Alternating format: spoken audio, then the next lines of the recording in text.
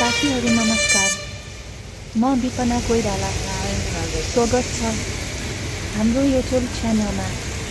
घिउकुमारीबाट महिलाहरूले कस्ता कस्ता गुणहरू प्राप्त गर्न सकिन्छ भन्ने बारेमा जानकारी दिन गइरहेको छु। साथीहरू, तपाईहरू यस्तै जडीबुटी सम्बन्धीका भिडियो आफ्नो मोबाइलमा आइरहोस् र दैनिक जीवनलाई सहज होस् भन्न चाहनुहुन्छ। यदि चाहनुहुन्छ भने हाम्रो YouTube च्यानल सब्स्क्राइब गरी नजिकै रहेको बेल आइकन दबाउन नभुल्नुहोला।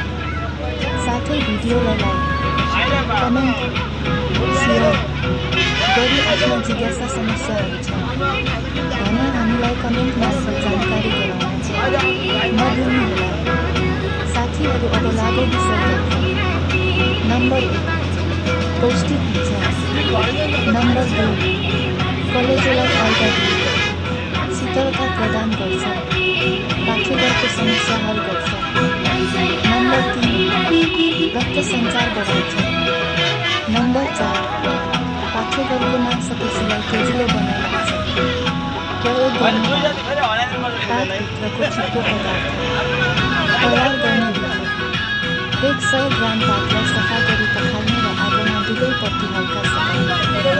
त्यसपछि भित्रको चिप्लो पदार्थ निकाल्ने र 20 ग्राम मिश्री मिसाएर मात्रा महिनावारी भएको 5 दिनदेखि महिनावारी नहुन्जेलसम्म यो विधि महिनावारी हुँदा पेटमा धेरै साथीहरू, यस्तै भिडियोहरू हेर्न चाहनुहुन्छ हाम्रो च्यानललाई सब्स्क्राइब गर्न नभुल्नुहोला।